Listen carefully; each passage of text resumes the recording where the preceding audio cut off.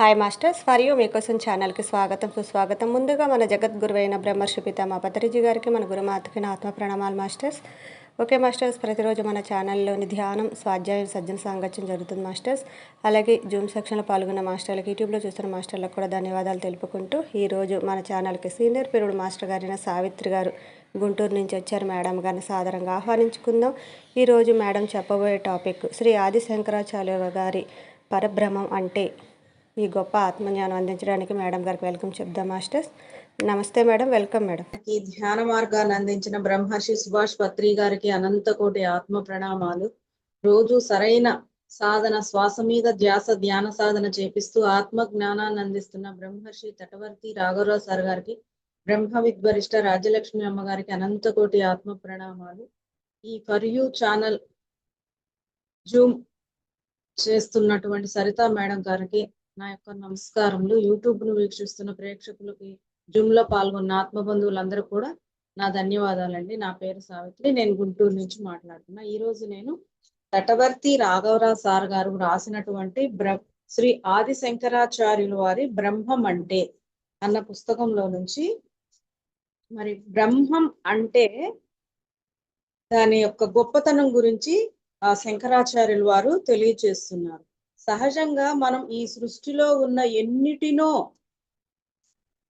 ఎన్నిటినో గొప్పవి అనుకుంటూ ఉంటాం. కానీ ఇంతకంటే గొప్ప సృష్టి చేసినటువంటి ఆ బ్రహ్మ ఇంకెంత గొప్పవాడో అర్థం చేసుకోండి. దీనికి ఉదాహరణగా ఇప్పుడు మనము మన పెరట్లో గులాబీ చెట్టుకి ఆ గులాబీ పువ్వు పూస్తే చాలా అందంగా ఉంది అంటాం. కానీ అది పదార్థం చూస్తున్నాం, కానీ దాని యొక్క యథార్థం వెనక మరి ఆ పువ్వును సృష్టించినటువంటి భగవంతుడు ఇంకెంత గొప్పగా ఉంటాడు, అది మనం అర్థం చేసుకోవాలి. మరి సృష్టించడమే కాదు, ఈ సృష్టిని నడిపించడమే కాదు, ఆయనే ఈ సృష్టికి ఆధారం. అంటే ఆయన ఉంటేనే ఈ సృష్టి ఉంటుంది. ఆయన లేకపోతే ఈ సృష్టి అదృశ్యమైపోతుంది. ఆయన అంతటా వ్యాపించి ఉన్నాడు. అందరి శరీరాల్లో ఉన్న ఆత్మే ఆ పరబ్రహ్మ. ప్రతి ఒక్కరి శరీరంలో ఉన్న ఆత్మే పరబ్రహ్మ. ఆయన్నే సృష్టికర్త అని, మరి అల్లా అని, మరి అలాగే తండ్రి అని, అలాగే భగవంతుడు అని, మరి శక్తి స్వరూపుడని, పరబ్రహ్మ అని, చైతన్య స్వరూపుడని, పరమాత్మ అని, ఇలా అనేక రకాలు ఎన్నో పేర్లతో మనం పిలుస్తూ ఉంటాము. అంతటి గొప్పవాడైనటువంటి ఆ పరబ్రహ్మం గురించి శంకరాచార్యులు వారు చాలా లోతుగా, విపులంగా వివరించారు. ఇది అర్థం చేసుకుంటే మనం కూడా ఆ బ్రహ్మం మీద ఆసక్తి చూపిస్తాం. అంటే ఆత్మ మీద మనం ఆసక్తి చూపిస్తాం. ఆసక్తి ఎప్పుడైతే పెరుగుతుందో ఈ ధ్యానం ఇంకా ఆసక్తిగా చేస్తాం. అంటే ఎంతో శ్రద్ధ పెడతాం. ఆ పరబ్రహ్మ గురించి మనకు బాగా అవగాహన అయితే మరి మనం ఈ ధ్యానం మీద ఎంతో శ్రద్ధ పెడతాము. అలా సాధన బాగా చేస్తామన్నమాట. ఒక రకంగా చెప్పాలంటే ఇక మన జీవితం ధన్యమైనట్టే. అంటే జీవితంలో ఇంకా పొందవలసింది పొందుతాం. ఇంకా మనం ఏదైతే పొందాలో ఇంకా అది పొందేసినట్టే. ఇంకా మనం ఏమీ పొందాల్సిన పరబ్రహ్మను పొందితే ఇంక పొందాల్సిందంటే ఇంకేమీ లేదు. అదే మోక్షం. ఆ బ్రహ్మాన్ని సాక్షాత్కరించుకుంటే తప్ప మోక్షం లభించదు అని ప్రతి ఒక్కరూ తెలుసుకోవాలి. ఆ పరబ్రహ్మను సాక్షాత్కరించుకుంటే ఇంకా మనం ఏమీ పొందవలసింది ఏమీ లేదు. ఇంకా అదే మోక్షం అని చెప్తున్నారు. అది ప్రతి ఒక్కరూ తెలుసుకోవాలి. అందుచేత శంకరాచార్యుల వారు బ్రహ్మం యొక్క గొప్పతనమును, ఆ లక్షణాలను, మరి ఆయన యొక్క గొప్పతనాన్ని, లక్షణాలను వివరించారు. అవేమిటో మనం ఇక్కడ తెలుసుకుందాం.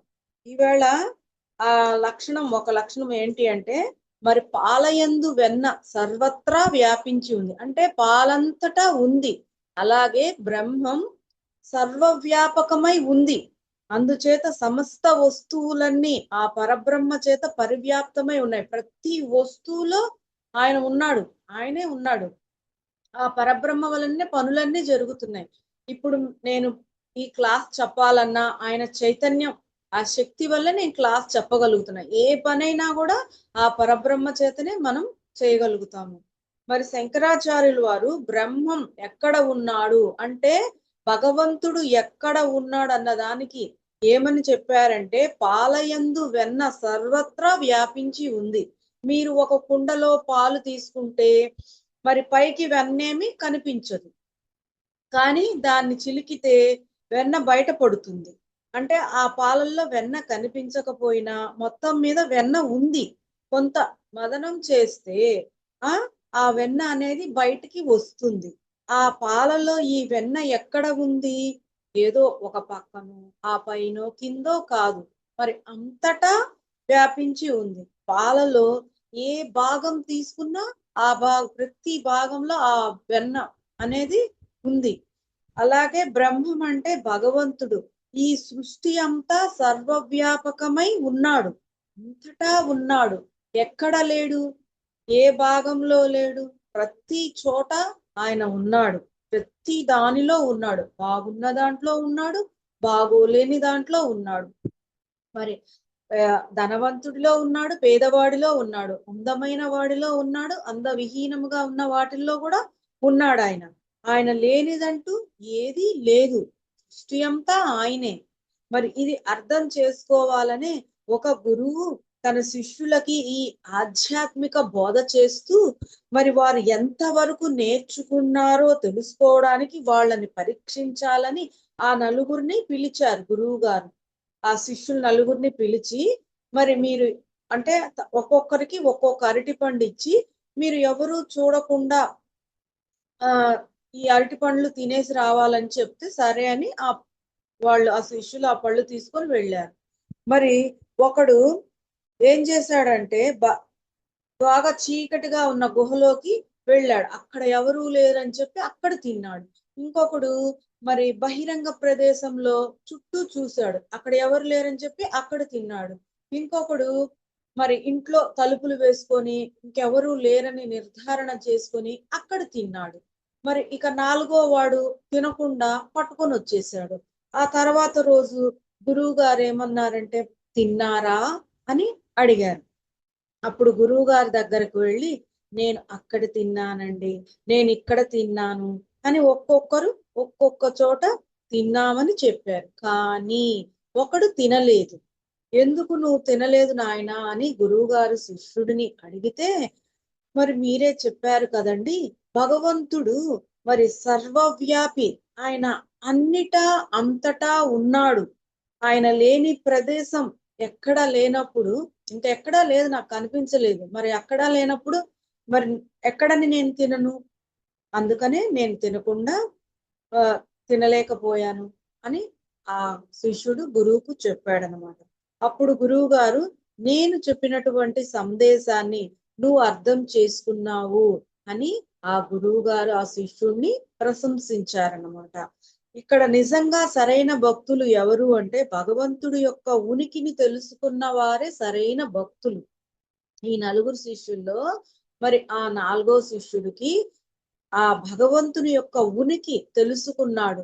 ఆడే సరైన భక్తుడు అని ఇక్కడ చెప్తున్నారు సద్గురువులు.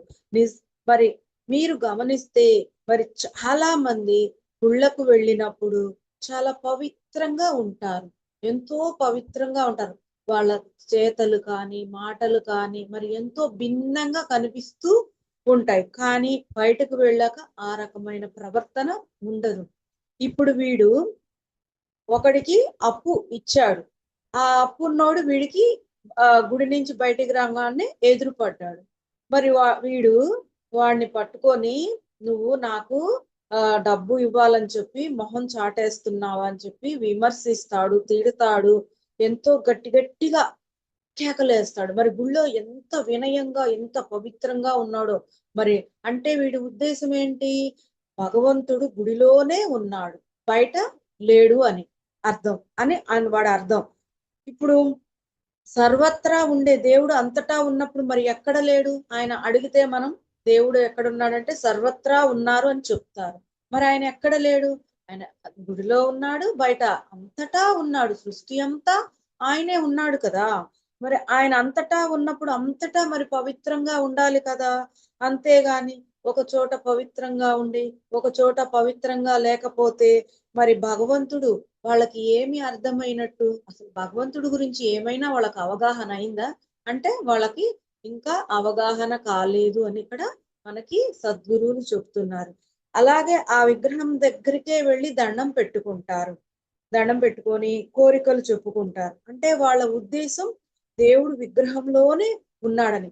చూడండి, గుడికి వెళ్లి ఆ విగ్రహం దగ్గరికే వెళ్లి వాళ్ళకేమైనా మంచి ఉద్యోగం రావాలన్నా, పెళ్లి కావాలన్నా అక్కడ వెళ్లి అలా కోరుకుంటారు. మరి భగవంతుడు ఆ విగ్రహంలోనే ఉన్నాడా? ఇంకెక్కడా లేడా? మరి అడిగితే సర్వాంతర్యామి, అన్నిటా ఉన్నాడు, అంతటా ఉన్నాడు అంటారు. మరి మరి ఎక్కడ చెప్పుకున్నా ఆయనకి తెలుస్తుంది గదా! మరి అక్కడే చెప్పుకుంటున్నారు అంటే భగవంతుడి గురించి వాళ్ళకింకా అవగాహన కాలేదు, అర్థం కాలేదు అని ఇక్కడ మనకి అర్థమవుతుంది. అందుకే భగవంతుడు అంటే ఇష్టమున్న వాళ్ళెవరైనా సరే ముందు భగవంతుడి గురించి తెలుసుకునే ప్రయత్నం చెయ్యాలి. మరి భగవంతుడు ఎక్ ఎవరు? ఆయన ఎక్కడ ఉంటాడు? ఆయన్ని ఎలా ఆశ్రయించాలి? భగవంతుడంటే ఇష్టమా అని అడిగితే మనము, నాకు చాలా ఇష్టమండి అని చెప్తారు. కానీ వాళ్ళు విగ్రహమే భగవంతుడు అనుకుంటున్నారు. అసలైన భగవంతుడు వాళ్ళకి తెలియలేదు. హ్మ్. ఈ మార్గంలోకి రాకముందు గూడా నేను కూడా భగవంతుడు అంటే విగ్రహమే, ఆ గుడిలోనే ఉంటాడు. లేకపోతే మన పూజా మందిరంలో, ఫోటోల్లో ఆ చిన్న చిన్న విగ్రహాల్లోనే ఉంటాడని నేను అనుకున్నా. కానీ ఎప్పుడైతే మనం పత్రి గారి మార్గంలోకొచ్చామో, ఆహ్, తర్వాత తటవర్తి సారు రాజ్యలక్ష్మి అమ్మగారిని ఆశ్రయించామో, అంటే సత్యాన్ని ఆశ్రయించామో, అప్పుడు నేను తెలుసుకున్నా. నేను దేహం కాదు, నేను ఆత్మని. అంటే భగవంతుడు నాలోనే ఉన్నాడు. మరి ఆయన భగవంతుడు ఎవరు అంటే భగవంతుడు ఆత్మే పరబ్రహ్మం అని మరి జ్ఞాన నవరత్నాల్లో పత్రి సారు చెప్పారు. ఆత్మే పరబ్రహ్మ. ఆ పరబ్రహ్మ ఎక్కడ ఉంటాడు? మనలోనే. ప్రతి ఒక్కరి శరీరాల్లో ఉంటాడని మరి భగవద్గీత 10వ అధ్యాయం 20వ శ్లోకంలో అహమాత్మ గుడాకేశ సర్వభూతాశయ స్థితః అహమాదిశ్చ మధ్యం చ భూతానామంత ఏవచ అన్నారు. మరి శ్రీకృష్ణ భగవానుడు, అర్జున, నేను ఆత్మను, అంటే నేను భగవంతుణ్ణి.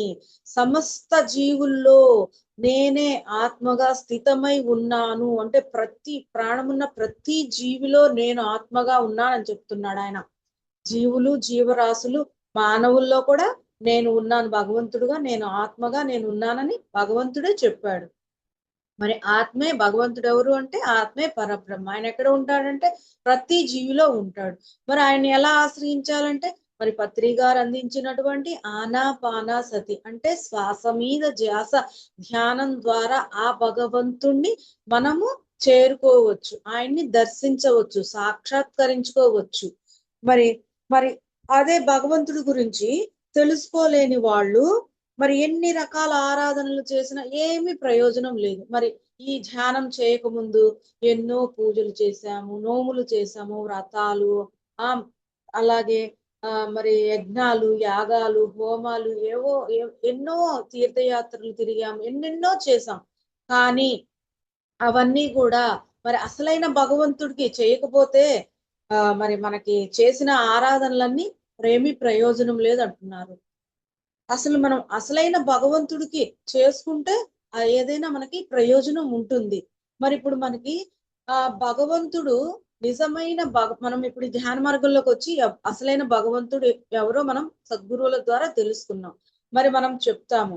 ఆహ్, బాగా పూజలు చేసే వాళ్ళకి చెప్తాము. అసలైన భగవంతుడి గురించి ఎలా ఆరాధించాలి అని మనం చెప్తామంటే, వాళ్ళు ఏమంటారంటే, అమ్మో! వీళ్ళు పూజలు వద్దంటారు. విగ్రహారాధన పూజలు అది చేయకూడదు. విగ్రహారాధన చేయకూడదు. పూజలు చేయకూడదంటారు అని ఆ భయంతో ఈ ధ్యానం చేయటానికి కూడా వాళ్ళు ఇష్టపడరు. అంటే వాళ్ళు పూర్తిగా మాయలో ఉన్నారు. ఇప్పుడు చూడండి, ఒక బొమ్మ అరటిపండు ఇచ్చి మరి వాళ్ళని తినమంటే తింటారా? తినరు కదా! మరి నిజమైన అరటిపండే తింటారు. అదే మనం చెప్తామంటే వాళ్ళు వినరు. వాళ్ళు అంటే మాయలో ఉన్నాం. ఈ మనము ఈ సృష్టిలో మాయ అనేది ఉంది. ఈ మాయలో మనం ఉండటం వల్ల, ఆ మాయ కమ్మేయటం వల్ల అలా వాళ్ళు మేము చెయ్యము అని చెప్తారనమాట. మరి అసలు భగవంతుడి గురించి అర్థం కాకపోతే వీళ్ళు చేసే పనులన్నీ కూడా చాలా విచిత్రంగా కనిపిస్తూ ఉంటాయి. మరి ఆహ్, చాలా విచిత్రంగా ఎన్ ఎన్ చిత్ర విచిత్రంగా చేస్తూ ఉంటారనమాట అన్ని పనులన్నీ కూడా. అందుకే శంకరాచార్యులు వారు చాలా స్పష్టంగా చెప్పారు, పాలయందు వెన్న అంతటా వ్యాపించి ఉంటుంది. అలాగే బ్రహ్మం సర్వవ్యాపకమై ఉంది. భగవంతుడు అంతటా అణువణువులో ఉన్నాడు. మరి భగవంతుడు అంతటా అణువణువులో ఉన్నాడు. భగవంతుడు అంతటా ఉన్నాడని మనం చెబితే ఉంటే ఎక్కడ ఎందుకు కనిపించటం లేదు? మరి ఆ చెట్టులో ఆ చెట్టు అంటే ఆ చెట్టు చూసాను కనబడట్లేదు. ఆ కొండను చూసాను నాకు కనపడట్లేదు. ఇలా మరి అజ్ఞానంతో మాట్లాడుతూ ఉంటారు. మరి దీనికి పురాణాల్లో ఏంటి అంటే హ్మ్, ప్రహ్లాదుడు తండ్రి హిరణ్యకశిపుడు నీ ఈయన ప్రహ్లాదుడు చెప్తాడు. ఇందుగలడు అందులేడు సందేహం వలదు చక్రి సర్వోపగతండు ఎందెందు వెతికి చూసిన అందందే గలడు దానవాగ్రని వింటే అని ఆయన ఈ శ్లోక ఎక్కడెక్కడ చూసినా ఎక్కడ చూసినా ఆ పరమాత్మ ఉన్నాడు అని వాళ్ళ తండ్రికి చెప్తే, మరి నీ దైవం ఈ స్తంభంలో ఉన్నాడా అంటే ఆ ఉన్నాడు అని మరి ఆయన చూపిస్తాడు ఆ భగవంతుణ్ణి. మరి నరసింహ అవతారంలో మరి ఆ పరమాత్మ వస్తాడు. ఆయన చూపిస్తాడు. అంటే అజ్ఞానంలో మూర్ఖంగా ఉండేవాళ్ళు భగవంతుడు ఉన్నాడు అని చెప్పినా కూడా నమ్మరు. అంటే మాయ కమ్మేస్తూ ఉండటం వల్ల ఆ భగవంతుడి గురించి వాళ్ళకి సరిగ్గా అవగాహన కాలేదు. వాళ్ళు అలానే మూర్ఖంగా మాట్లాడతారు. మరి మీరు గమనిస్తే పాలలో వెన్న ఉన్నా, ఆ పాలను చిలికితే వెన్న ఎలా బయటపడుతుందో ఉంది. పాలల్లో వెన్న ఉంది. చిలికితే బయటకి ఎలా మరి అంటే వెన్న ఎలా బయటపడుతుందో, మీ శరీరంలో ఉన్నటువంటి ఆ భగవంతుడిని మీరు దర్శించాలి. అంటే మనలో ఉన్నాడు ఆ భగవంతుడు. ఆయన్ని మనం దర్శించాలి, సాక్షాత్కరించుకోవాలి అంటే మరి పాలను ఏ విధంగా అయితే మదించామో అలాగే శ్వాస మీద ధ్యాస ఉంచి తీవ్ర సాధన చెయ్యాలి. అప్పుడు ఆయన మీకు దర్శనం ఇస్తాడు. ఆ భగవంతుడు మనకు దర్శనం ఇస్తాడు. మనము ఈ శ్వాస మీద ధ్యాస తీవ్ర సాధన చేయాలి అండి. తీవ్ర సాధన అంటే మరి గంటలు గంటలు కూర్చోవడం కాదు. గంటలు గంటలు ధ్యాన స్థితిలో అంటే ఆలోచనలు ఇక ఏమీ ఉండకూడదు. మనసు అనేది పని చెయ్యని స్థితిలో అప్పుడు మనకు ఆ ధ్యాన స్థితి కలిగినప్పుడు అలా మనం సంవత్సరాలు రోజులు, నెలలు, సంవత్సరాలు అలా చేస్తూ ఉంటే ఫస్ట్ మన మనసు చంచలంగా ఉంటుందండి. అది నిర్మలమవుతుంది. అలా చేయగా సా సా శాకాహారం తీసుకుంటూ సాత్వికమైన శాకాహారం తీసుకుంటూ ఇలా తీవ్ర సాధన ఆలోచన రహిత స్థితిలో మనం సాధన చేస్తూ ఉంటే మరి ఆ చంచలంగా ఉన్నది నిశ్చలమవుతుంది. అలా ఇంకా చేస్తూ కొనసాగిస్తూ ఉంటే మరి నిశ్చలమైనది నిర్మలమవుతుంది. అలా ఇంకా కొనసాగిస్తూ ఉంటే నిర్మలమైనది మరి దీంట్లో కూడా 3 స్టేజ్‌లు ఉంటాయి. నిర్మలము, పరినిర్మలము, మహాపరినిర్మలం. అలా ఇంకా మనం కొన్ని సంవత్సరాల పాటు అలా కొనసాగిస్తూ ఉంటే మరి ఏమవుతదంటే శూన్యమవుతుంది మనసు. అంటే ఆహ్, ఈ ఇక్కడ గూడా 3 స్టేజ్‌లుంటాయి. శూన్యం, పరిశూన్యం, మహాపరిశూన్యం. ఆ స్థితిలో మానవుడు అంటే మనకి సద్గురువులు ఏం చెప్తారంటే శరీరం, మనసు, ఆత్మ అని చెప్తారు. ఇప్పుడు కళ్ళు మూసుకోగానే శరీర స్థితి ఉండదు. ఉండేదేంటి మనసు. మనసు ఏం చేస్తుంటదంటే ఆలోచనలు చేస్తూ ఉంటది. ఆలోచనలు మరి ఆలోచనలు వస్తున్నప్పుడు మనము శ్వాస మీద ధ్యాస పెట్టినప్పుడు ఆలోచన కట్ అవుతుంది. అలా మనం ఆలోచనలు వస్తున్నప్పుడు శ్వాస మీద ధ్యాస పెట్టినప్పుడు అలా కట్ చేయగా ఆలోచనలు కొంతసేపటికి ఆగుతాయి. అప్పుడు ఇక ఉండేదెవరు? భగవంతుడు. ఆత్మ అంటే భగవంతుడు. అలా తీవ్ర సాధన మనం అలా కొనసాగిస్తూ ఉంటే మనకి ఇంకా ఏ ఆలోచనలుండవు. మనసనేది ఉండదు. అప్పుడు ఉండేదేంటి? అంటే మనసు ఉండదంటే మనసు ఉంటది. ఏ మటికి పని చేయదనమాట. అప్పుడు ఆ భగవంతుడితో ఉంటాం. అప్పుడు మనము ఆయన యొక్క ఇంకా ఉండేది శరీరము, మనసు ఏమి ఉండదు గదా! ఇక ఉండేది ఆ శరీరంతో ఆ భగవంతుడిని ఆ పరబ్రహ్మను మనము దర్శించుకుంటాం. అంటే సాక్షాత్కరించుకుంటామనమాట. ఆయన దర్శనం ఇస్తాడు. అంటే మనం కొంచెం కష్టం అంటే కొంచెం కృషి చేసాం పాలలో నుండి వెన్న లభించాలి అంటే కొంచెం కృషి చేయటం వల్ల మరి పాలలో వెన్న వచ్చింది. మరి ఈ సాధన కష్టపడితేనే గదా మరి భగవంతుడు మీకు లభించేది. మరి దానికోసమే మరి తటవర్తి సార్ చెప్తూ ఉంటారు. భీమవరంకి రాండి. అక్కడ 3 రోజులు మరి 30 గంటలు సాధన. మరి సామూహిక ధ్యానంలో మనం ఎక్కువ శక్తి సంపాదించుకుంటాము. అక్కడ మనం మనసు బాగా చంచలంగా ఉన్నది నిశ్చలమవుతుంది, నిశ్చలమైనది నిర్మలమవుతుంది, నిర్మలమైనది మరి అలాగే స్టేజ్‌ని దాటి శూన్యం గూడా అయిపోతుంది. అందుకే బాగా మీరొచ్చి తీవ్ర సాధన చేసుకోండి. మీరు ఆ భగవంతుడిని దర్శించుకోండి అని పదే పదే చెప్తూ ఉంటారు. మరి ఆ భగవంతుడు ఎవరిలో లేడు? అందరిలో ఉన్నాడు. అందరిలోకి మీరు వెళ్ళలేరు. మీలోకి మీరు వెళ్ళొచ్చు. మరి అందరిలో ఉన్న భగవంతుడిని మీరు దర్శించలేరు. మీలోకి మీరు వెళ్లి ఆ భగవంతుడిని దర్శించుకోవచ్చు. ఆ మార్గమే మనకు పత్రి గారు అందించినటువంటి ఆనాపానసతి అంటే శ్వాస మీద ధ్యాస, ధ్యానం. ఆ గొప్ప మార్గాన్ని ఇచ్చిన పత్రిజీ గారికి అనంత కోటి ఆత్మ ప్రణామాలండి. అసలు ఎన్ని కృతజ్ఞతలు చెప్పుకున్నా కూడా పత్రి గారికి తక్కువే. మరి కొయ్యలో అగ్ని ఉంది. మరి కనిపిస్తుందా అంటే కనిపించదు. మరి ఎప్పుడు కనిపిస్తుంది? దాన్ని కూడా మదిస్తే అగ్ని పుడుతుంది. బ్రాహ్మణులంటండి యజ్ఞాలు, యాగాలు చేసేటప్పుడు ఆ కొయ్యనంట మదిచ్చి మరి అందులో నిప్పు పుట్టిస్తారట. అది మరి ఆ కొయ్యని మదించకుండా ఆ చెక్కలో ఉన్న అగ్ని ఎలా కనిపించదు? అంటే మదించకపోతే చెక్కని ఎలా అయితే మరి మరి అగ్ని కనిపించదు. మరి పాలను చిలకపోతే వెన్న ఎలా అయితే కనిపించదో, ధ్యానం చేయకపోతే మరి ఆ భగవంతుణ్ణి మరి మనం దర్శించలేము. మరి మనం ఇంకా ఎన్ని పూజలు చేసినా, ఎన్ని ఆరాధనలు, ఎన్ని తీర్థయాత్రలు ఎన్ని చేసినా కూడా ఆ భగవంతుణ్ణి మనం దర్శించలేము. ఒక్క శ్వాస మీద ధ్యాస, ధ్యానం ద్వారానే ఆ భగవంతుణ్ణి మనం దర్శించుకోగలం, సాక్షాత్కరించుకోగలం. మరి భగవంతుడు ఎక్కడ ఉన్నాడు అన్నదానికి మరి విద్యా ప్రకాశానంద గిరి స్వామి వారు పరమార్థ కథలు అని ఆయన మరి ముచ్చటైన 3 ప్రశ్నలు దానికి ఒక కథ చెప్పారండి. మరి ఏంటి అంటే ఆ కథ ఆ పూర్వం ఒక మహారాజు గారు ఉండేవారట. అతడు గొప్ప ధార్మిక హృదయం కలవాడు. భక్తి యందు మరి శాస్త్ర విచారణ యందు అతనికి ప్రీతి ఎక్కువ. అంటే భగవంతుడి మీద, ఆ శాస్త్రాల పురాణాలు వాట్ల మీద ఆయనకి ఎంతో భక్తి అంట. మరి అతని ఆస్థానమున అనేక మంది పండితులు, వేదాంగ పారంగతులు ఉండేవారట. ఆయన ఆస్థానంలో ఎంతో గొప్ప పండితులు, వేదాలు చదివే వాళ్ళంతా కూడా ఉండేవారట. అతని రాజభవనం నిరంతరము ఏదో ఒక మూల దైవ చర్చ జరుగుతూనే ఉండేదట.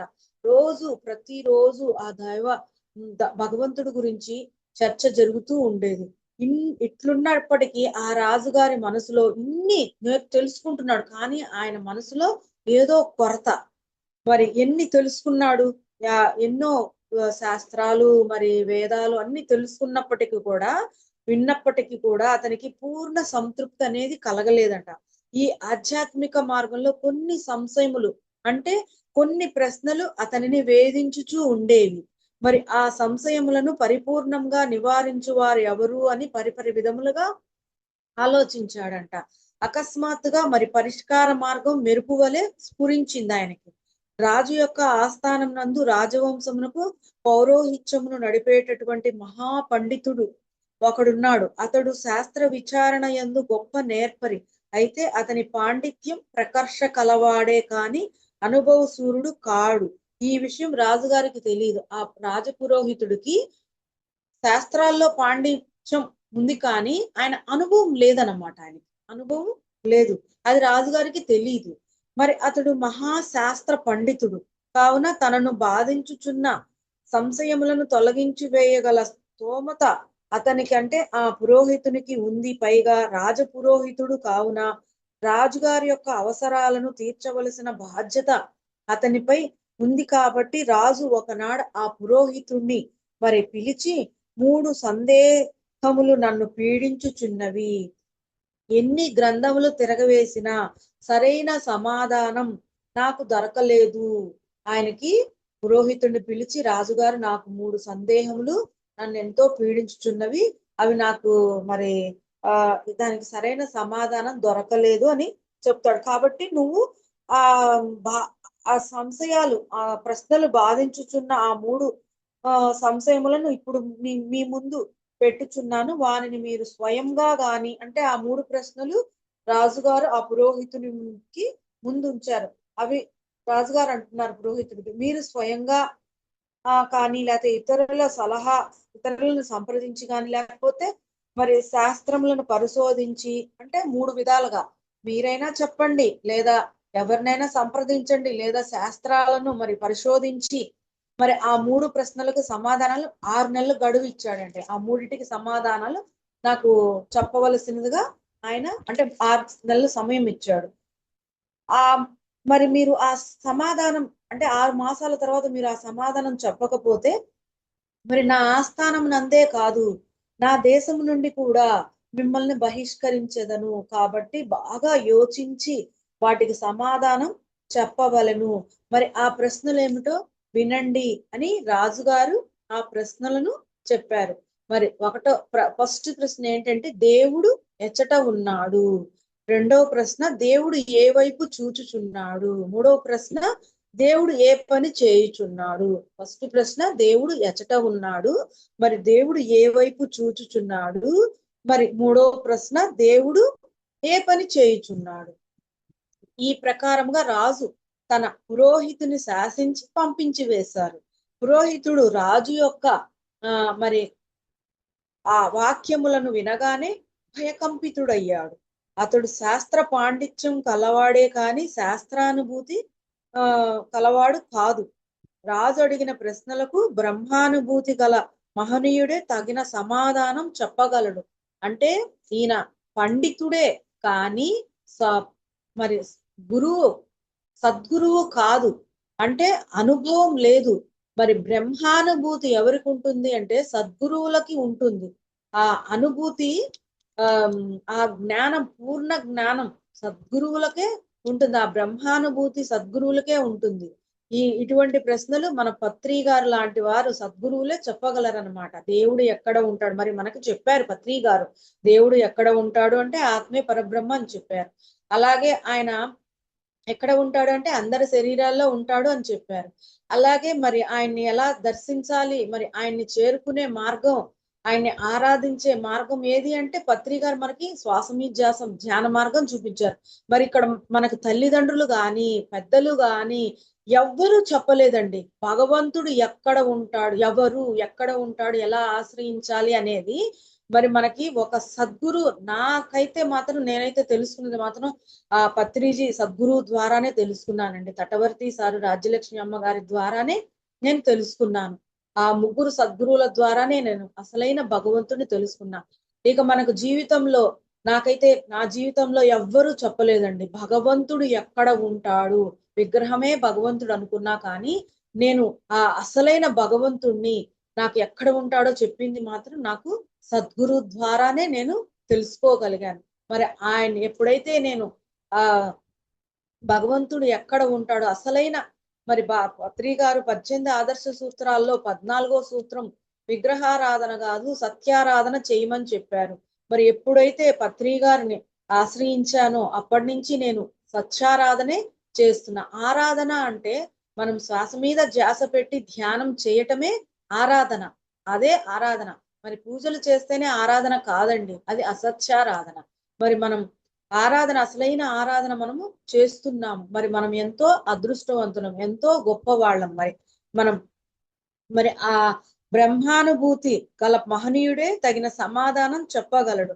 కానీ పైన శాస్త్ర పరిశోధన చేసిన వాళ్ళు చెప్పజాలరు. అంటే చాగంటి వారు ఇలా ఉన్నారు కదా పండితులు, వాళ్ళేమి శాస్త్ర పాండిత్యం ఉందనే కానీ వాళ్ళేమీ తెలీదు, వాళ్ళు చెప్పరు, తెలిసినా కూడా చెప్పరు. అసలైన భగవంతుడు ఎవరనేది చెప్పరు, సద్గురువే చెప్పగలరు. ఈ కారణమున ఆ పురోహితుడు భగ్నహృదయుడై ఇంటికి వెళ్లి అన్నపానములను కూడా స్వీకరింపక దిగులుతో, దుఃఖముతో, తీవ్ర వేదనతో మంచంపై పడి, ఆయన మంచం మీద అలా ఇంకా బాధతో అలా మంచం మీద పడిపోయాడనమాట. అంటే ఆయనకి ఎంతో బాధ కలిగింది, ఎంతో భయకంపితుడైపోయాడు. అమ్మో, ఆ భగవంతుడి గురించి చెప్పాలని చెప్పేసి. మరి ఆ పురోహితుని ఇంటి యందు గోవులను మేపుచూ పని పాటలు చేసుకొనుచుండు నటి గొప్ప బాలుడు ఒకడున్నాడు. అతడు 14 సంవత్సరాలు కలవాడు. మరి పూర్వజన్మ సుకృతం చేత చిన్ననాటి నుండి అతనికి భక్తి చక్కగా అలవడింది. నిరంతరము భగవన్నామం ఉచ్చరించుకుంటూ తన పని చేసుకుంటున్నాడు. అంటే ఆ ఆ గోపాలుడు మరి భగవంతుడి యొక్క నామం స్మరించుకుంటూ ఆ ఆవుల్ని మేపుతూ ఉంటున్నాడు అనమాట. మరి దైవ కటాక్షం చేత భగవద్భక్తి ప్రభావం చేత అతని హృదయం ఎందు జ్ఞానమును అంటే ఆ గోపాలుడు ఆ పిల్లవాడు గత జన్మలో సాధన చేసి ఎంతో కొంత జ్ఞానం సంపాదించుకోవటం వల్లే మరి ఆ చిన్న వయసులో అతని హృదయంలో మరి ఆ జ్ఞానం అనేది ఉన్నదంట. ఆ జ్ఞానం ఆ ఉన్నది ఆ బాబులో, ఆ అబ్బాయిలో. మరి ఈ విషయం ఎవరికీ తెలియదు. ఏదో పాటలు పాడుకుంటూ అలా ఆవుల్ని మేపుకుంటున్నాడు అని అనుకుంటున్నారు కానీ ఈ ఈ ఈ గోపాలుడు జ్ఞానవంతుడు అనేది ఎవరికీ తెలియదన్నమాట. మరి తన యజమానియగు రాజపురోహితుడు వ్యాకుల చిత్తుడై పడి ఉండటం చూసి గోపాలుడు అతన్ని అంటే ఆమ్, ఆ ఈయన పురోహితుడు ఈయన యజమాని అన్నమాట. గోపాలుడికి యజమాని. ఏంటి ఈయన ఇంత దిగాలుగా ఉన్నాడు అని చెప్పేసి వెళ్ళి అడుగుతాడనమాట. ఏంటి మీరు ఇలా ఉన్నారంటే ఇంకా ఆయన పురోహితుడు ఆ గోపాలుడికి మొత్తం చెప్తాడనమాట. ఇలా ఇలా సంగతి అని జరిగిందంతా చెప్తాడు. అప్పుడు ఆ గోపాలుడు అంటున్నాడు, మహాత్మా మీరు ఇక దిగులు పడవలదు. 6 నెలలైపోయిన పిదప రాజుకు ఒక చీటీ మీద వ్రాసి ఇవ్వండి. నేను చెప్పవలసిన జవాబులను నా తరపున నా ప్రతినిధి అయిన అతడు చెప్పును అని ఆ చీటీని నేను తీసుకుని అంటే ఆ గోపాలుడు చెప్తున్నాడు. మీరు ఒక చీటీ రాసి ఇవ్వండి. ఆ చీటీలో ఏం రాస్తారంటే నా తరపున ఆ ప్రశ్నలకు సమాధానం ఈ బాలుడు చెప్తాడని ఆ చీటీ రాస్తే ఆ చీటీని నేను తీసుకొని వెళ్ళి అక్కడ రాజుగారికి ఆ ప్రశ్నలకు సమాధానం నేను చెప్తానని చెప్తాడు. అప్పుడు ఈయన ఎంతో సంతోషపడతాడనమాట. ఆ పురోహితుడు ఎంతో మహదానంద భరితుడైపోయాడు. మరి 6 మాసాలు మరి ఒక్క క్షణం వలె గడిచిపోయినాయి. రాజు నిర్ణీత సమయం నాకు ముందుగానే దేశ దేశములందు గ్రామ గ్రామములందు దండోర వేయించారు. అంటే ఆ 6 మాసాలు ఆ గడియ వచ్చేలోపు ఆ రాజుగారు దేశ దేశాలు మరి గ్రామ గ్రామాల దండోర వేయించారనమాట. 50 మంది సకాలమున ఇచ్చేశారు. ఎంతో మంది ఆ రాజసభకి వచ్చేశారు. రాత్రి సరిగ్గా 8 గంటల సమయం అయింది. మరి భగవద్భక్తులచే కిక్కిరిసిపోయింది ఆ సభ అంతా కూడా. ఎప్పుడు 3 ప్రశ్నలకు సమాధానం వచ్చును అని జనులందరూ తీవ్ర జిజ్ఞాసతో కూర్చున్నారు. మరి వారి మధ్యలో ఎత్తైన సింహాసనం పైన రాజుగారు టీవీగా ఆసీనుడై ఉన్నాడు. సరిగ్గా రాత్రి 8 గంటల సమయం. ఇంతలో ఎవరో ఒక బాలుడు మరి ఒక ఉత్తరం తీసుకొని రాజభవనంలో ప్రవేశించి మరి పురోహితుని ఉత్తరమును ఫస్ట్ మరి ద్వారపాలకులు తీసుకొని ఆ ఉత్తరమును రాజుగారికి ఇవ్వగా ఆ రాజు ఉత్తరము చదువుకొని సంతోషించి ఆ గోపాలుడిని సాదరంగా ఆహ్వానించి ప్రశ్నలకు జవాబులు చెప్పవలసినదిగా కోరుచున్నాననగా అప్పుడు గోపాలుడు రాజుతో ఇట్లనెను, ఓ మహారాజా, లోకంలో ఒక సాంప్రదాయం కలదు. అంటే గురు శిష్య న్యాయం కలదు. బోధించువారు గురువు, బోధింపబడువాడు శిష్యుడు. మరి ఆ బోధింపబడువాడు శిష్యుడు. బోధించే నేను గురువును. నే నీవు శిష్యుడు, మీరు శిష్యుడు అయి ఉన్నావు. గురువు ఉన్నత స్థానం అధిష్ఠించవలను. కావున నేను ఆసనమున పైకి ఎక్కెదను. మీరు శిష్యులు చేతులు కట్టుకొని నిలబడవలను. కిందకు దిగి చేతులు కట్టుకొని నిలబడవలను అని చెప్పగా రాజు సింహాసనం నుండి కిందకు దిగి చేతులు కట్టుకొని నిలబడగా ఆ గోపాలుడు ఆ సింహాసనం పైకి ఎక్కి మరి కూర్చున్నాడు. ఇక ప్రశ్నలకు సమాధానములు చెప్పవలసిందిగా రాజుగారు కోరగా గోపాలుడు మరి మహాశయ, ఏదైనా శుభకార్యము ప్రారంభించుటకు ముందు దీపారాధన చేయవలను. ఏదైనా శుభకార్యం చేస్తుంటే దీపారాధన చేయవలను. మరి అభిషేకమునకి ఒక గ్లాసులో పాలు పోసి తెప్పించవలనని చెప్పగా అప్పుడు రాజుగారు అవన్నీ తెప్పించారు. ఇక మొదటి ప్రశ్నకు దేవుడు అడుగుతున్నారు రాజుగారు గోపాలను. మొదటి ప్రశ్న, మరి దేవుడు ఎచట ఉన్నాడు దానికి సమాధానం చెప్పవలసినదిగా రాజుగారు అడిగారు. గోపాలుడు, ఓ రాజా, ఆ పాలపాత్రను పైకి ఎత్తి మరి జాగ్రత్తగా పరిశీలించి దానిలో వెన్న ఎక్కడ ఉందో ముందుగా నాకు చెప్పండి. అటు పిమ్మట మీ ప్రశ్నలకు నేను సమాధానం చెప్పెదను అనెను. అప్పుడు రాజుగారు ఆ పాలను జాగ్రత్తగా అన్ని వైపులా పరిశీలించి, మహాత్మా, పాలల్లో వెన్న అంతటా వ్యాపించి ఉంది. అన్నాడు. మరి ఆ గోపాలుడు ఇలా చెప్పాడు, అట్లే భగవంతుడు సమస్త చరాచరములందు నిగూఢముగా వ్యాపించి ఉన్నాడు. అంటే సమస్త ఈ సృష్టిలో ప్రతి దానిలో, అంటే ప్రతి జీవిలో, ప్రతి ప్రాణిలో ఆయన నిగూఢముగా ఉన్నాడు, వ్యాపించి ఉన్నాడు. అతడు మరి ఆ పరమాత్మ, ఆ భగవంతుడు లేని చోటే లేదు అని ఇక్కడ సమాధానం చెప్పారనమాట. అప్పుడు రాజు, గురుదేవ చక్కటి సమాధానం చెప్పారు, నేను మీకు కృతజ్ఞత అని చెప్తున్నారు. ఇక రెండవ ప్రశ్న, దేవుడు ఏ వైపు చూచుచున్నాడు అన్న దానికి సమాధానం చెప్పవలసినదిగా రాజుగారు కోరుచున్నారు. అప్పుడు గోపాలుడు, ఓ రాజా, ఓ ఆ ప్రమిదలో ఆ ప్రమిదలోని దీపం ఏ వైపు చూచుచున్నదో ముందుగా నాకు చెప్పండి అని ఆ గోపాలుడు అడుగుతాడనమాట. దీపం ఏ వైపు చూచుచున్నది అని అనే రాజు, మహాత్మా దీపం అన్ని వైపులా చూచుచున్నది అన్నాడు. అప్పుడు గోపాలుడు, అట్లే దేవుడు ఒక దిక్కని కాక సర్వ దిక్కులను చూచుచున్నాడు. మరి భగవంతుడు సర్వ దిక్కులు చూచుచున్నాడు. మరి సమస్త ప్రాణుల యొక్క హృదయమందుండి సమస్తమును పరికించుచున్నాడు. సమస్త ప్రాణుల యొక్క హృదయమందుండి సమస్తము ఆయన అందరి హృదయాల్లో ఉండి సాక్షిభూతంగా పరిశీలిస్తూ అలా చూస్తూ ఉంటాడనమాట ఆయన అని చెప్పాడు. రాజుగారు, గురువు గారు చాలా చక్కగా సెలవిచ్చారని ఆ గోపాలుణ్ణి ఎంతో కృతజ్ఞత చెప్పారనమాట. ఇక మూడో ప్రశ్న, దేవుడు ఏ పని చేయుచున్నాడు అన్న దానికి సమాధానం చెప్పవాలని రాజుగారు గోపాలుణ్ణి అడిగారు. అప్పుడు గోపాలుడు, రాజా దేవుడు చేయు పని ఇప్పుడే కనిపించట్లేదా? ఒకరిని సింహాసనం పైకి దించుట, మరి ఒకరిని సింహాసనం పైకి ఎక్కి కూర్చోబెట్టుట, ఇదే దేవుడు చేయు పని అని చెప్పారనమాట. అనగా అంటే ఏంటి అంటే, ధన గర్వము, అధికార గర్వము కలవారిని క్రిందకు దించుట, వినయము, విధేయత, శ్రద్ధ, భక్తి కలిగిన వారిని పైకి కూర్చోబెట్టుట దేవుడు చేయు పని.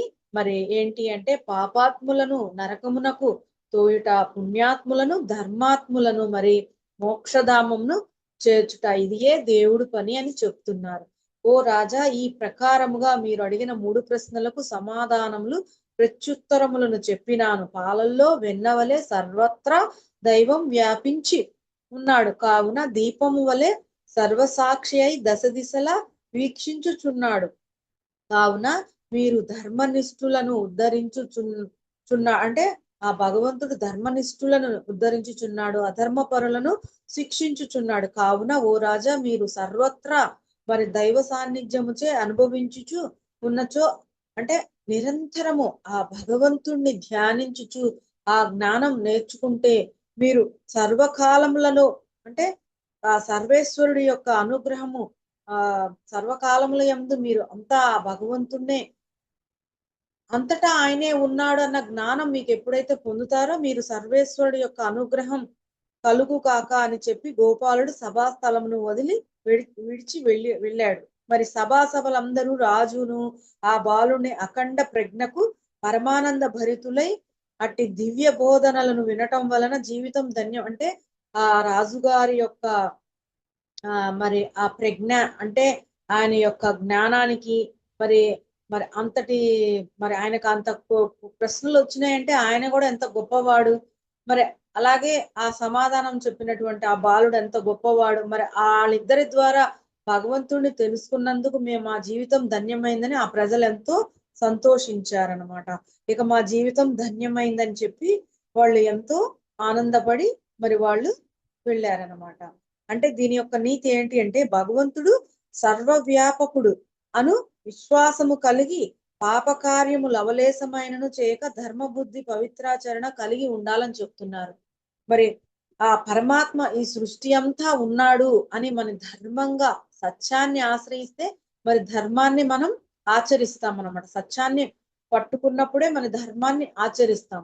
అప్పుడే మరి అలా మరి కొంచెమైనా ఆ భగవంతుని యొక్క మరి సరైన మరి అసలైన ఆ భగవంతుడిని మనం తెలుసుకుంటే మరి కొంచెమైనా మనము ఆ భగవంతుడి పైన విశ్వాసం, అంటే భగవంతుడు సర్వవ్యాపకుడు అను విశ్వాసం కలిగి పాప కార్యములను, అంటే కొంచెం కూడా మనం పాపం చేయకుండా, సృష్టి అంతా ఉన్నప్పుడు ఇంక మనం ఎక్కడ పాపం చేస్తాము, చేయం కదా.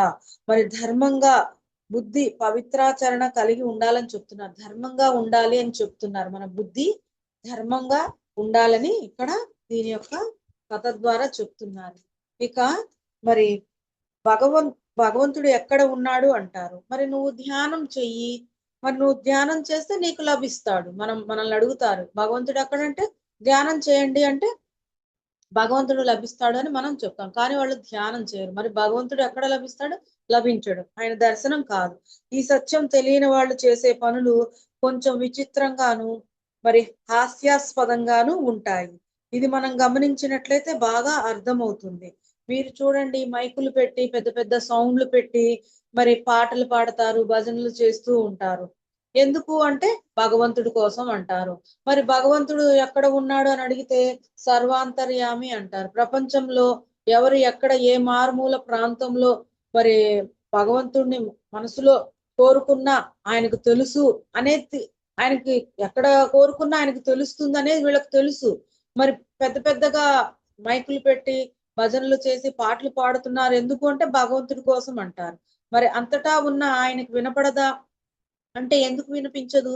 భగవంతుడి గురించి బాగా అర్థం చేసుకున్న వాళ్ళకి అంటే ఎందుకు వినిపించదు? వినిపిస్తుంది. అంటే వీళ్ళకి సరైన భగవంతుడి గురించి అవగాహన లేదు.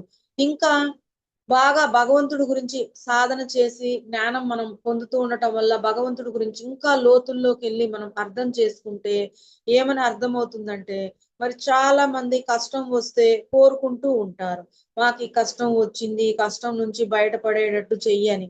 కొంచెం ఆలోచించండి, ఈ శరీరం అంతా భగవంతుడు వ్యాపించి ఉన్నప్పుడు మీకు వచ్చిన కష్టం గురించి ఆయనకు తెలియదా? ఆయన ఈ శరీరం అంతా ఉన్నాడు, మరి ఆయనకి మనకు వచ్చిన కష్టం గురించి ఆయనకు తెలియదా? మళ్ళీ ఆయనకి ప్రత్యేకించి ఎందుకు చెప్పడం? ఆయనకు తెలుసు కదా, ప్రత్యేకించి మనం ఎందుకు చెప్పడం? ఆయన తెలుసుకోలేడా? మీరు చెప్పుకుంటున్నారు అంటే భగవంతుడు గురించి ఇంకా అవగాహన కాలేదు అని ఇక్కడ మనం అర్థం చేసుకోవచ్చు. సరైన అవగాహన ఉంటే మనం భగవంతుడిని ఏది కోరాల్సిన పని లేదు, అడగాల్సిన పని లేదు. మనం చేయవలసింది చేస్తూ ఉంటే పొందవలసింది పొందుతాం. అంటే సృష్టిలో కొన్ని నియమాలు, సిద్ధాంతాలు, ధర్మాలు ఉన్నాయి.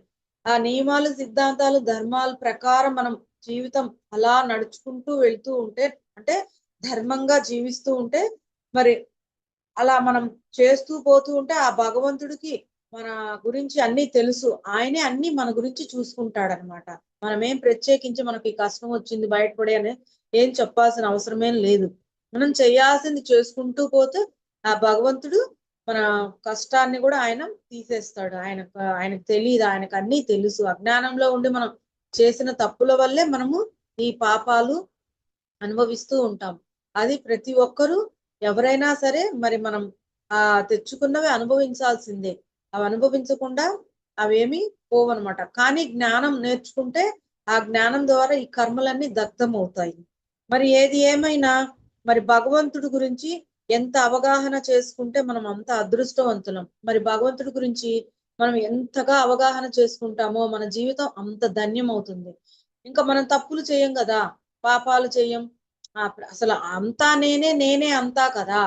ఎవరిని బాధ పెట్టినా, ఇప్పుడు నేను ఎదుటివాడిని బాధ పెట్టానంటే నన్ను నేను బాధ పెట్టుకున్నట్టే. ఆయనలో ఉంది పరమాత్మే, ఆ ఎదుటివాడిలో ఉంది పరమాత్మే, నాలో ఉంది ఆ పరమాత్మే కదా. మరి ఎదుటివాడిని బాధ పెడితే నన్ను నేను బాధ పెట్టుకున్నట్టే కదా. అది ఎప్పుడైతే మనకు అర్థమవుతుందో అంతా నేనే అంతా అనే స్థితికి వచ్చినప్పుడు ఇక మనము ఏమీ తప్పులు చేయం, పాపాలు ఇంకా అసలు మనమే దైవాలం. ఇంకా ఆ లక్షణాలన్నీ మనకు వస్తాయి అన్నమాట. ఆ స్థితికి రావాలని చెప్తున్నారు. మరి పూర్తిగా అవగాహన చేసుకోండి అని చెప్తున్నారు. బ్రహ్మం కంటే ఇంకొకటి ఏదీ లేదు, ఇంకేమీ లేదు. ఈ విషయం తెలుసుకునే మనమంతా కూడా ఈ శ్వాస మీద ధ్యానం చేస్తున్నాము. ఇక ఈ సృష్టికర్తే, ఆ భగవంతుడే, ఆ పరమాత్మ తప్ప ఇంకేమీ లేదు. అదే తెలుసుకున్నాం సద్గురువు ద్వారా. ఆ మార్గం పొందే మార్గమే, ఆ భగవంతుడిని పొందే మార్గం మరి శ్వాస మీద ధ్యానం మరి చేస్తున్నాం మనం. శ్వాస మీద ధ్యాస తప్ప శరీరంలో భగవంతుడిని చేరడం అసాధ్యం, అసంభవం అని చెప్తున్నారు. మరి ఆయన్ని ఇంకా చేరే మార్గం ఈ శ్వాస మీద ధ్యాసే. ఇక ఎన్ని ఆరాధనలు, ఎన్ని పూజలు, నోములు, వ్రతాలు ఎన్ని తీర్థయాత్రలు చేసిన, యాగాలు హోమాలు ఎన్ని చేసినా ఆ భగవంతుణ్ణి చేరడం అసాధ్యం, అసంభవం అని చెప్తున్నారు సద్గురువులు. ఆయన్ని చేరే మార్గమే మరి శ్వాస మీద ధ్యాస, ధ్యానం. ఆ మార్గం ద్వారానే మనం భగవంతుణ్ణి దర్శించుకోగలం, ఆయన్ని చేరగలం. ఆ పని చేయడం వల్లే మనం మరి ఎవరమైతే మరి ఈ ధ్యాన మార్గంలోకి వచ్చామో, మరి మనం సాధన చేస్తున్నాం, శ్వాస మీద ధ్యాస ధ్యానం చేస్తున్నాం, మరి మనం ఎంతో ఎదుగుతున్నాం. మరి మీ ఎదుగుదలకు కారణం మరి మనం ఎంతో శ్రద్ధగా ఆ ధ్యానం చేస్తున్నాము, జ్ఞానవంతమైన పుస్తకాలు చదువుతున్నాము, అలాగే సద్గురువుల యొక్క ఆ సాంగత్యం అంటే ఆ సందేశాలు వింటున్నాము, అలాగే ఈ మార్గంలో కొంచెమైనా సేవ చేయగలుగుతున్నాం. మరి ఇవన్నీ చేయటం వల్ల మరి మనం గతానికి ప్రస్తుతానికి ఎంతో మార్పు వచ్చింది, ఎంతో ఎదిగారు, ఎంతో జ్ఞానం సంపాదించుకున్నారు, ఎంతో బుద్ధి వికసింప చేసుకున్నారు. అది ఎవరికి వాళ్ళు విచారణ చేసుకుంటే మీకే అర్థమవుతుందని చెప్తున్నారు. అలాగే మీరు ఇంకా ఆ ఏమి మార్పు రాలేదు అంటే అది మీ అశ్రద్ధే అని చెప్తున్నారు. అంటే ఒకరోజు ధ్యానం చేసి ఒకరోజు ధ్యానం చేయకుండా మరి ధ్యానం చేస్తేనే కదా మన మనసు శుద్ధి అయ్యేది. మనం రోజు ఇంటిని ఎలా అయితే శుభ్రం చేసుకుంటామో అలాగే మన సాధన ద్వారా మనం మనసుని శుద్ధి చేసుకుంటాం అన్నమాట. మరి మనం గురువు ఎప్పుడైతే మనకి మార్గం చూపించారో, ఈ ధ్యానం చేసుకోమన్నారు, అలాగే పుస్తకాలు చదువుకోమన్నారు, సందేశాలు వినమన్నారు, ఇవన్నీ మనం అనునిత్యం వశిష్ఠులు వారు చెప్పారు కదా త్రిరత్నాలు అని, ఇవి మనం చేస్తూ పోతూ ఉంటే మన శ్రద్ధగా ఒక్కరోజు కూడా ఆపకూడదు. మరి మనం ఆహారం తీసుకోవటం ఆపం, నిద్రను కూడా ఏ రోజైనా ఆపామా? ఆపలేదు కదా. ఆహారం తీసుకుంటాము, నిద్ర కూడా పోతాము. అలాగే ఇది కూడా మనము మన మన రోజువారీలో ధ్యానము, జ్ఞానము, అలాగే ఈ రెండు ఇవి మనకి చాలా పుస్తకాలు చదవటం ఇవి చాలా చాలా ఇవి కూడా ఒక భాగమే అన్నమాట. ఇవి అలా మనం చేసుకుంటూ ఉండాలి. అలా చేయకపోతే మనలో ఏమీ మార్పు అనేది రాదు. మరి కొంచెం కూడా మార్పు రాదు. మరి గురువులు ఈ రాఘవరావు సార్ మార్గంలోకి వచ్చాము, సత్యాన్ని ఆశ్రయించాము. మరి వచ్చి సాధన చేయకుండా జ్ఞానం వినకపోతే, మరి అశ్రద్ధ చేస్తే మరి మనకి జ్ఞానం అనేది రాదు. మరి ఇప్పుడు గురువు చెప్తూ ఉంటారు, జూమ్ లో చెప్తూ ఉంటారు, మరి 3 రోజుల క్లాసులు, 1 డే క్లాసులు మనం వెళ్తూ ఉంటాము.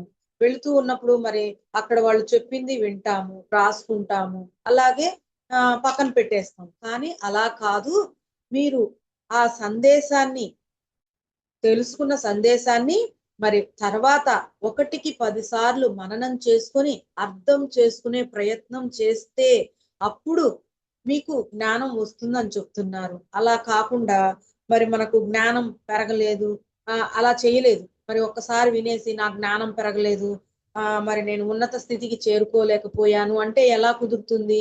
మరి దానికి మనము అభ్యాసం చెయ్యాలి. అభ్యాసం చేస్తేనే మరి మనం ఇది బ్రహ్మజ్ఞానం, ఆత్మజ్ఞానం, బ్రహ్మజ్ఞానం అంటే అంత తమాషా ఏం కాదండి. ఎంతో శ్రద్ధ పెట్టాలి. బాగా తీవ్ర సాధన చేస్తూ జ్ఞానం కూడా ఎంతో శ్రద్ధతో ఆ జ్ఞానం వినాలి. విన్నది ఒకసారి సరిపోదు. మళ్ళీ మనం ఎదుటి వారికి చెప్పేంత అన్నిసార్లు వినాలి. మనం ఎదుటి వారికి చెప్పాలి, మనం ఎదుటి వారికి చెప్పేంత వరకు వినాలని పత్రి గారు చెప్పారు. ఇప్పుడు ఏదైనా ఒక గురువు సందేశం ఇస్తారు, ఆ సందేశాన్ని మనం ఎదుటి వారికి యాజ్ టీజ్ గా చెప్పామంటే ఇంకా వినాల్సిన పని లేదు. ఒకసారి విన్నా చెప్పేసాం అనుకోండి, ఇంకా వినాల్సిన పని లేదు. అదే మనం చెప్పలేకపోయాము అంటే మనకి ఇంకా అంత శ్రద్ధ పెట్టి వినలేదు అంటే మనం దాన్ని పదే పదే పదే పదే విని బాగా అర్థం చేసుకొని మరి మనకు అర్థమైతేనే ఎదుటి వారికి అర్థమయ్యే విధంగా మనం వివరించి చెప్పగలుగుతాము. అప్పుడే మనలో అయినా వారిలో ఎదుటి వారిలో అయినా మార్పులు వస్తాయి అన్నమాట. అంతగా మీరు శ్రద్ధ పెడితేనే మీకు ఆ జ్ఞానం అనేది వస్తుంది అని సద్గురువులు చెప్తున్నారు. మరి మనం ఉన్నత స్థితికి చేరుకుంటామని చెప్తున్నారు. దీనికి ఉదాహరణగా రాఘవరావు సార్ గారు ఈ మార్గంలోకి రాకముందు యోగాసనాలు వేసేవారంటండి. మరి అక్కడ ఆ యోగా గురువు గారు పొద్దున్నే 1 గంట ఆసనాలు వేయించి పంపించేసేవారు. అలాగే మరుసటి రోజు కూడా వెళ్ళి ఆసనాలు వేసేవారంట. వాళ్ళు ఏం చెప్పేవారంటే ఒక ఆసనంలో మనం ఒక అరగంట స్థిరంగా ఉండగలిగితే మీకు ఆ ఆసన సిద్ధి కలిగినట్లు అని చెప్తారంట. ఒక ఒక మరి ఒక ఆసనంలో ఒక అరగంట ఉంటే మీకు ఆసన సిద్ధి కలిగినట్టు అని చెప్తారంట ఆ గురువు. కానీ అదే రకమైన ఆసనంలో అరగంట గంట కదలకుండా ఉండిపోవాలంటే చాలా కష్టం అంటండి. చాలా కష్టం. ఊరికే జస్ట్ ఆ యోగా గురువు గారు మనకు చూపిస్తారు, యోగా మాస్టర్ చూపిస్తారు, మనం వేసి 5 నిమిషాలు కూడా ఉండలేము. అలా వేసి అలా తీసేస్తాం. దానికే మనం ఆసన సిద్ధి కలిగింది అనుకుంటాం. కానీ అది కాదంటండి. అరగంట గంట ఉండగలిగితే ఆసనంలో అది ఆసన సిద్ధి అంటారంట. సార్ గారు అక్కడ పొద్దున్నే చేసి వచ్చిన తర్వాత ఆహ్, అక్కడ ఊరికే జస్ట్ అట్లా నేర్పిస్తారు. అదేం సరిపోతుంది అని చెప్పి, మరి ఇంటికి వచ్చిన తర్వాత ఒక్కొక్క ఆసనాన్ని ఎంత వీలైతే ఎంత అంటే ఆ ఆసనంలో ఎంత కూర్చోగలరో, ఎంతసేపు కూర్చోగలరో, ఎంత వీలవుతుందో అంతసేపు కూర్చునే ప్రయత్నం చేసేవారట. అదే ఆసనం అలా ప్రాక్టీస్ చేశారు గురువుగారు. 1 నెల, 2 నెలలు చేసేసరికి మరి ఒక్కొక్క ఆసనంలో మరి అరగంట, గంట కూడా కూర్చోగలిగారంట. మరి మిగతా వాళ్ళు కూర్చోలేకపోయారంటే వాళ్ళకి అభ్యాసం లేదు. మరి సార్ కూర్చున్నారంటే సార్ యొక్క శ్రద్ధ, ఆ అభ్యాసమే దానికి కారణం. మరి అభ్యాసం చేయని వాడు తడుముకుంటూ, తడబడుతూ ఉంటాడు. అంటే చేయలేరు. అసలు ఆసనాన్ని వేయలేరనమాట. అదే అభ్యాసం చేసిన వాళ్ళు సాధిస్తారు. అరగంటేంది, గంటైనా కూడా చేస్తారు. మరి సారు 2 మాసాల్లోనే గురువుగా ఎదిగారంట. అందరికీ మరి గురువు యోగా మాస్టర్ అంత గురువుగా ఆ గురువు స్థాయికి ఎదిగారు. మరి అందరికీ ఆ ఆసనాలు నేర్పించడం మొదలుపెట్టారంట. మరి అందరూ ఎదగలేకపోయారు. నేనెందుకు ఎదిగానంటే సార్ అక్కడితో సరిపెట్టుకోలేదు. ఇంటి దగ్గర సార్ శ్రద్ధతో చేసిన అభ్యాసమే దానికి కారణమని చెప్తున్నారు. మరి మనకి మా జూమ్‌లోనే ఉందండి. గురువుగారు సడెన్‌గా క్లాస్ ఇస్తారు. మరి కొంతమంది చాలా బాగా అద్భుతంగా చెప్తారు. అంటే వాళ్ళ శ్రద్ధ, భక్తి మరి అంటే వాళ్ళ ఎంతో పట్టుదలతో, శ్రద్ధతో వాళ్ళు కృషి చేశారు. ప్రతిరోజు ఆ గురువు ఇచ్చిన సందేశాన్ని ఒక 3, 4 టాపిక్స్ వాళ్ళు ఎప్పుడు అడిగినా చెప్పేలాగా వాళ్ళు అంత ఆహ్, స్ మరి అంత అభ్యాసం చేసి వాళ్ళు అంతగా పర్ఫెక్షన్‌గా ఉన్నారు. అదే కొంతమంది శ్రద్ధ పెట్టకుండా గురువు ఆహ్, ఎ ఎప్ చెప్పినప్పుడు ముందు రోజు చెప్తారు గదా! తర్వాత అంటే ఒక 4 రోజుల ముందు చెప్తారు. అప్పుడు 4 రోజుల తర్వాత మనం ప్రాక్టీస్ చేసుకొని చెప్పొచ్చులే అని అనుకుంటారు. కానీ అది కాదు. మరి ముందు నుంచి గురువు ఎప్పుడు చెప్తాడో అనే అలర్ట్‌గా ఉంటే, మనం ఒక 4 సబ్జెక్టులు పెట్టుకున్నాం అనుకోండి, ఎవరడిగినా కూడా మనం చెప్పగలిగే అంత ఇదిలో ఉండాలి అని చెప్తున్నారు.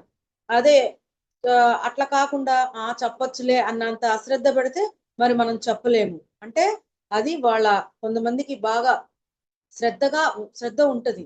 గురువు చెప్పిన సందేశాన్ని శ్రద్ధగా వింటారు. ఇంక దాన్ని మననం చేసుకుంటారు, అర్థం చేసుకుంటారు. ఇంక దాన్ని ఆహ్, అలా వాళ్ళింకా మనసులో స్థితం చేసుకుంటారు. ఆ సబ్జెక్ట్‌ని ఎవ్వరడిగినా గూడా చెప్పేస్తారనమాట. కొంతమంది ఏంటి అంటే ఈ మార్గంలోకొచ్చిన వాళ్ళు కొంతమంది ఫాస్ట్‌గా గత జన్మలో సంస్కారం వల్ల ఎంతో ఫాస్ట్‌గా ఆహ్, తక్కువ సమయంలోనే మరి ఎక్కువగా ఫలితాలు పొందుతారనమాట. ఎక్కువగా ఫలితాలు వస్తూ ఉంటాయి వాళ్ళకి. కొంతమంది 10 ఏండ్లైనా గూడా వాళ్ళు ఆ జ్ఞానాన్ని చెప్పలేకపోతారు. గురువు ఇచ్చిన సందేశాన్ని చెప్పలేకపోతారు చెప్పండి అంటే. కానీ కొంతమంది 6 నెలలు, సంవత్సరం అలా అయిందనుకోండి కొంతమంది ఉంటారు. గత జన్మ సంస్కారం. అంటే వాళ్ళెంతో సాధన చేసి జ్ఞానం నేర్చుకున్న వాళ్ళు. మరి వాళ్ళు ఎంతో ఇప్పుడు రావటమే ఆ గురువుగారి యొక్క సందేశాలు బాగా శ్రద్ధ పెడతారు. వాళ్ళింకా చాలా తక్కువ సమయంలోనే ఆ 10 సంవత్సరాలు ముందు ఉన్న వాళ్ళని గూడా డామినేట్ చేసేస్తారు. అంటే అది గత జన్మ సంస్కారం వల్ల అన్నమాట. అందుచేత ప్రతి ఒక్కరూ ఈ విషయం అర్థం చేసుకొని కొంచెం కష్టపడండి అని తటవర్తి సార్ చెప్తున్నారు. మీరు ప్రతి ఒక్కరిలో ఆ జ్ఞానం ఉంది. అందరిలో ఆ భగవంతుడు ఉన్నాడు. ఆ పరమాత్మ ఉన్నాడు. పరబ్రహ్మ ఉన్నాడు. అందరిలో ఆ జ్ఞానం ఉంది. కాపోతే మీరు శ్రద్ధ పెట్టండి. కృషి చెయ్యండి. శ్రద్ధ పెడితే మరి పట్టుదలగా శ్రద్ధ పెట్టి కృషి చేస్తే మీలో ఉన్న ఆ జ్ఞానం అనేది బయటికి వస్తుంది. ఇప్పుడు గురువులు చెప్పే అంటే ఆ జ్ఞానాన్ని మనలో గత జన్మల్లో మనలో జ్ఞానం ఉంది. ఆ జ్ఞానం ఈ 2 కలిస్తే మరి సాధన ద్వారానే ఇవి 2 మనకు బయటికి వస్తదనమాట. అప్పుడు మనం ఎంతో అనర్గళంగా క్లాసులు బాగా చెప్పగలుగుతాం. ఆ జ్ఞానాన్ని ఎదుటి వాళ్ళకి 10 మందికి అందించగలుగుతాం. అందుచేత ప్రతి ఒక్కరు కూడా ఫస్ట్ ఏం చేయాలి అంటే బాగా తీవ్ర సాధన. అంటే ధ్యాన స్థితినే తీవ్ర సాధన అంటారు. అలా మనం చేస్తూ ఉంటే మనలో ఉన్న ఆ జ్ఞానం, ఆ ప్రజ్ఞా జ్ఞానం అంటారు. ఆ జ్ఞానం బయటికి వస్తుంది. అందుచేత మీరు ఫస్టు తీవ్ర సాధన చెయ్యండి. శాకాహారం అంటే సాత్వికమైన శాకాహారం తీసుకోండి. ఈ 2 చేస్తూ ఉంటే మరి మనము ఆ బుద్ధి వికసిస్తుంది. బుద్ధి వికసించినప్పుడే వివేకం, విచక్షణ జ్ఞానం కలుగుతుంది. అప్పుడు మనం చేసే పని గొప్పదా? కాదా? అన్నది మనకే అర్థమవుతుంది. ఇప్పుడు మనకేదైనా సమస్యొస్తే మనం ఎవరో దగ్గరికి వెళ్లి ఆ సమస్య నుంచి బయటపడాలని ఎవరినో అడగాల్సిన పనేం లేదండి. ఆ సమస్యకు పరిష్కారం మనకే తెలుస్తుంది. ఆ బుద్ధి వికసింప చేసుకోండని సార్ పదే పదే చెప్తూ ఉంటారు. ఆ బుద్ధే మిమ్మల్ని నడిపిస్తూ ఉంటుంది అని చెప్తుంటారు. Thank you madam. నాకు ఈ అవకాశం ఇచ్చిన గురువులకి, జూమ్‌లో పాల్గొన్న ఆత్మ బంధువులకి, సరిత మేడంకి అందరికీ కూడా ఆత్మ ప్రణామాలు. Thank you. Thank you. Thank you. Thank you madam. Thank you so much madam. Thank you madam.